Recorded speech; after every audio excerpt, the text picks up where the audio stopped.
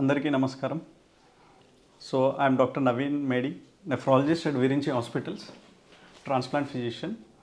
So మన topic ఇవాళ especially kidney failure, dialysis గురించి చాలామంది చాలా అరుదుగా కొన్ని క్వశ్చన్స్ అడుగుతూ ఉన్నారు. సో వాటిని క్లియర్ చేయడానికి మనం ఈ టాపిక్ ఎంచుకున్నామండి. So coming to the first question, hemodialysis అంటే ఏంటి, ఎవరికి చేస్తారు? సో ఇది చాలామంది అడిగే క్వశ్చన్. సో ఎవరికైతే kidney failure, end stage kidney disease ఉందో, సో ఎవరికైతే క్రియాటినిన్ చాలా ఎక్కువగా ఉందో, most commonly diabetes, hypertension, uncontrolled స్టేజెస్లో ఉన్నప్పుడు, లేదంటే ఇతర వాస్కులర్ డిజార్డర్స్, సో వీటి వలన ఎండ్ స్టేజ్ కిడ్నీ డిసీజ్ అనేది డెవలప్ అవుతుంది. సో వాటికి ట్రీట్మెంట్ అనేది ఎప్పుడైతే కన్జర్వేటివ్ మెజర్స్ మందులతో అవని ఎడల అప్పుడు డయాలసిస్కి వెళ్ళాల్సి వస్తుంది. సో హీమోడయాలసిస్ అంటే ఏంటి అంటే, ఇట్ ఈస్ నథింగ్ బట్ మన కిడ్నీ చేసే పనిని ఒక మెషిన్ ద్వారా చేయించడం.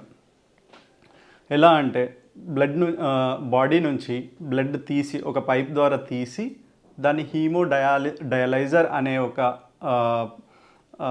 మెషిన్ ద్వారా పంపించి దాన్ని సాఫ్ చేసి మళ్ళీ బాడీలోకి పంపిస్తాము. దీనిని హీమోడయాలసిస్ అంటాం. Nothing but it is an artificial kidney outside the body. So ఇది ఎవరికి చేస్తారు?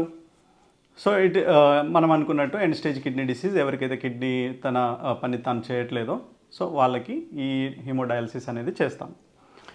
సో సెకండ్ క్వశ్చన్ ఏంటంటే, హీమోడయాలసిస్ ఒకసారి స్టార్ట్ చేస్తే కంటిన్యూ చేయాల్సిందేనా అని చాలామంది చాలా అరుదుగా అడుగుతూ ఉంటారు. సో ఇది తప్పండి. హీమోడయాలసిస్ అనేది ఒకసారి చేసినంత మాత్రాన కంటిన్యూ చేయాల్సిన అవసరం లేదు. హీమోడయాలసిస్ అనేది జస్ట్ మనము ఆ కిడ్నీ సపోర్ట్ బయట నుండి అందిస్తాము. ఏదైతే ఇప్పుడు ఉదాహరణకి రెండు రకాల కిడ్నీ ప్రాబ్లమ్స్ ఉంటాయి. అక్యూట్ కిడ్నీ ఇంజరీ అనేది, క్రానిక్ కిడ్నీ ఇంజరీ అనేది. అక్యూట్ కిడ్నీ ఇంజరీ అనేది టెంపరీగా కిడ్నీ ఫెయిల్ అవుతుంది. అలాంటి టైంలో మనం టెంపరీగా సపోర్ట్ ఇచ్చేదాన్ని టెంపరీ హీమోడయాలసిస్ అంటాం. దాన్ని ఇంటర్మీడియట్ హీమోడయాలసిస్ అంటాం. అక్కడ మనం కంటిన్యూ లైఫ్ లాంగ్ చేయాల్సిన అవసరం లేదు. ఎందుకంటే సపోర్ట్ చేస్తున్నప్పుడు కిడ్నీ తనంతట తాను రికవర్ అవుతుంది మందులతోని. సో అప్పుడు అవసరం లేదు. అదే ఎండ్ స్టేజ్ కిడ్నీ డిసీజ్ కానీ సీకేడీ అనే టైంలో అప్పుడు మనం లైఫ్ లాంగ్ సపోర్ట్ చేయాల్సి వస్తుంది. సో ఇలాంటి సందర్భాల్లో ఎండ్ స్టేజ్ వాళ్ళకి మాత్రం మనం లైఫ్ లాంగ్ డయాలసిస్ చేయాల్సి వస్తుంది. సో హీమోడయాలసిస్ ఉపయోగాలే ఏంటి, దాని సైడ్ ఎఫెక్ట్స్ ఏమైనా ఉన్నాయా, ఉంటే ఏంటి?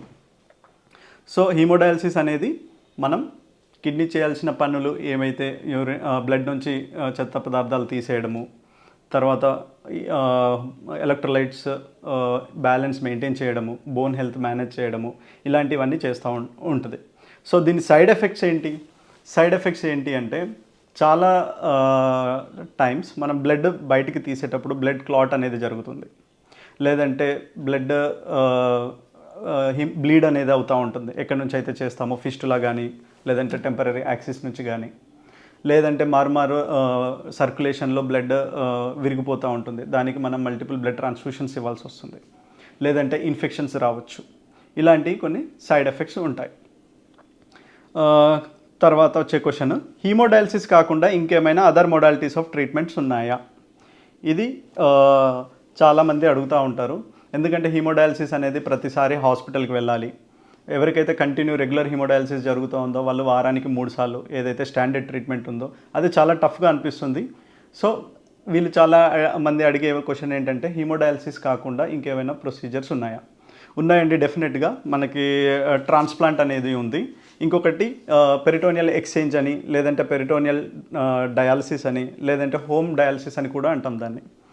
సో ఇది ఒక రకమైన ట్రీట్మెంట్ ఉంది. సో ఇంకొకరు అడిగిన క్వశ్చన్ ఏంటంటే, ట్రాన్స్ప్లాంటేషన్ కాకుండా అదర్ మొడాలిటీస్ ఏమేమి ఉన్నాయి? సో మనం అనుకున్నట్టు పెరిటోనియల్ డయాలసిస్ ఒకటి, దాన్నే పెరిటోనియల్ ఎక్స్చేంజ్ అంటాము, దానినే హోమ్ డయాలసిస్ అని కూడా అంటాము. సో పెరిటోనియల్ ఎక్స్చేంజ్ అంటే ఏంటి? సో ఇది హీమోడయాలసిస్ లాగా కాకుండా హాస్పిటల్కి వెళ్ళాల్సిన అవసరం లేకుండా ఇంట్లోనే చేసుకోవచ్చు. అందుకే దీనిని హోమ్ డయాలసిస్ అని కూడా అంటారు. ఇక్కడ ఏంటంటే, ఎవరికైతే అక్యూట్ కిడ్నీ ఇంజరీ అయినా, లేదంటే క్రానిక్ కిడ్నీ ఇంజరీ ఏదైతే లాంగ్ టర్మ్ కిడ్నీ ప్రాబ్లమ్స్ ఉన్న వాళ్ళకి చేయడం జరుగుతుంది.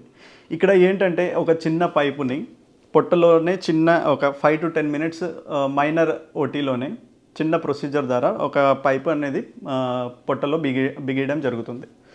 సో ఇక్కడ ఏంటంటే ఒక రకమైన స్పెషల్ ఫ్లూయిడ్స్ ఉన్నాయి మన దగ్గర, గ్లూకోజ్ లాంటి ఫ్లూయిడ్స్. ఆ ఫ్లూయిడ్స్ అనేటివి ఇవి పైప్ ద్వారా పొట్టలో వేసి ఉంచుతాము. సో అది ఏదైతే మనకి చెత్త పదార్థాలు బ్లడ్లో ఉన్నాయో అవన్నీ ఈ ఫ్లూయిడ్లోకి వచ్చేస్తాయి. ఈ ఫ్లూయిడ్ అనేది ఒక 4 to 5 hours మన పొట్టలో ఉంచుతాము. సో ఏవైతే బ్లడ్లో ఉన్న చెత్త పదార్థాలు ఈ ఫ్లూయిడ్లోకి వస్తాయి, మనకు కావాల్సిన కొన్ని గ్లూకోజ్ కానివ్వండి, ఇంకేమైనా ఫ్లూయిడ్ నుంచి మనకు కావాల్సినవి ఆ ఫ్లూయిడ్ నుంచి బ్లడ్లోకి వస్తాయి. సో ఈ ప్రక్రియ అనేది డిఫ్యూజన్ అండ్ కన్వెక్షన్ అనే ప్రక్రియ ద్వారా పొట్టలో జరుగుతుంది. సో ఇది ఒక 4 to 5 hours అయిన తర్వాత ఈ ఫ్లూయిడ్ని మళ్ళీ అదే పైప్ ద్వారా బయటకు తీసేస్తాం. దాన్ని ఎఫ్లూయెంట్ అంటాము. సో ఇది డైలీ చేసుకుంటూ ఇంట్లోనే చేసుకోవచ్చు. దీనినే మనం పెరిటోనియల్ ఎక్స్చేంజ్ అని అంటాము. సో ఎవరెవరు చేయించుకోవచ్చు పెరిటోనియల్ డయాలసిస్ కానీ, హోమ్ డయాలసిస్ కానీ, పెరిటోనియల్ ఎక్స్చేంజ్ కానీ? సో ఎవరైతే హీమోడయాలసిస్ వద్దు అనుకుంటున్నారో, ఎవరైతే ఇంట్లోనే డయాలసిస్ మేము ఇంట్లోనే చేసుకోగలము, లేదైతే ఎవరైతే ఇంట్లో మేము డైలీ వర్క్ చేసుకుంటాము, నైట్ హోమ్ డయాలసిస్ చేసుకుంటాము, లేదు ఎవరైతే డేలో డ్యూటీస్ చేసుకోవాలో, సో అలాంటి ఎవరైతే హీమోడయాలసిస్కి సేమ్ హీమోడయాలసిస్ ఇండికేషన్స్ ఏవైతే ఉన్నాయో అవన్నీ వీటికి వర్తిస్తాయి. సో హీమోడయాలసిస్ కంటే దీనికి స్పెషల్ అడ్వాంటేజ్ ఏంటి, ఎందుకు ఇది బెటర్? సో ఇది కూడా చాలామంది అడిగారండి. చాలామందికి పెరిటోనియల్ డయాలసిస్ చాలా అరుదుగా కనిపించదు మనకి, but it is also one of the best modalities of dialysis. ఇది ఉపయోగం అంటే బెటర్ ఏంటంటే హీమోడయాలసిస్ ద్వారా ఏ రకంగా బెటర్? ఒకటి, ఇక్కడ మారుమారు హాస్పిటల్కి వెళ్ళాల్సిన అవసరం లేదు. రెండవది, ఇంట్లోనే కూర్చొని చేసుకోవచ్చు డయాలసిస్. ఎవరైతే పేషెంట్ ఉన్నారో వాళ్ళే చేసుకోవచ్చు. ఉదయం పూట డే టైంలో వాళ్ళ తన పని చేసుకొని నైట్ వచ్చి డయాలసిస్ ఏదైతే పెరిటోనియల్ ఎక్స్చేంజ్ అనుకున్నామో మెషిన్ కనెక్ట్ చేసి ఉదయంనే తీసేసి తన డ్యూటీ తను వెళ్ళొచ్చు. మల్టిపుల్ బ్లడ్ ట్రాన్స్ఫ్యూషన్స్ అనేవి ఉండవు ఇక్కడ, ఎందుకంటే ఇక్కడ బ్లడ్ అనేది విరగదు ఎక్కువ. సో మల్టిపుల్ బ్లడ్ ట్రాన్స్ఫ్యూషన్స్ అవసరం లేదు. ఇది చాలా న్యాచురల్ ప్రాసెస్, బాడీలోనే జరుగుతుంది కాబట్టి ఎక్కువ సైడ్ ఎఫెక్ట్స్, బ్లడ్ క్లాటింగ్, మారుమారు బ్లడ్ ట్రాన్స్ఫ్యూషన్స్ అనేవి ఉండవు. ఇంకొకటి, ఎవరికైతే ఏదో కొంచెం యూరిన్ వస్తుంది, ఎంతో కొంచెం యూరిన్ వస్తుంది, ఉన్న కిడ్నీస్ ఇంకా ప్రొటెక్ట్ చేసుకోగలము అనే వాళ్ళకి ఇది చాలా బెటర్ ఆపర్చునిటీ. మా హాస్పిటల్లో మా పేషెంట్స్కి మేమైతే ఫస్ట్ పెరిటోనియల్ డయాలసిస్ సజెస్ట్ చేస్తాము. ఇన్ కేస్ పెరిటోనియల్ డయాలసిస్ లేదంటే పెరిటోనియల్ ఎక్స్చేంజ్ వాళ్ళకి ఇంట్రెస్ట్ లేకపోయినా, లేదు చేసుకోలేని పరిస్థితుల్లో ఉన్నా, సో అలాంటి టైంలో మేము హీమోడయాలసిస్ సెకండ్ ఆప్షన్గా ఇస్తామండి. సో ఇది ఎన్ని సంవత్సరాల వరకు పెరిటోనియల్ ఎక్స్చేంజ్ చేయించుకోగలుగుతారు? So it is like same like hemodialysis. Peritoneal dialysis కూడా మా దగ్గర ఇప్పుడు ఆల్మోస్ట్ 10 to 15 years నుంచి పెరిటోనియల్ ఎక్స్చేంజ్ చేసుకునే వాళ్ళు ఉన్నారు రెగ్యులర్లీ. సో ఇంకొకటి, కాస్ట్. రెండింటికి కాస్ట్, పెరిటోనియల్ ఎక్స్చేంజ్ కాస్ట్ ఏమైనా ఎక్కువ ఉంటుందా? So when coming to financial conditions, రెండు హీమోడయాలసిస్, పెరిటోనియల్ డయాలసిస్ అనేది సేమ్ కాస్ట్ ఉంటుంది. అప్రాక్సిమేట్లీ హీమోడయాలసిస్కి per month if it is a standard hospital 30,000 అలా అవుతుంది. సేమ్ పెరిటోనియల్ డయాలసిస్ కూడా ఫ్లూయిడ్స్ కాస్ట్, తర్వాత మిగతా ప్రక్రియ అన్నీ సేమ్గా ఉంటాయి.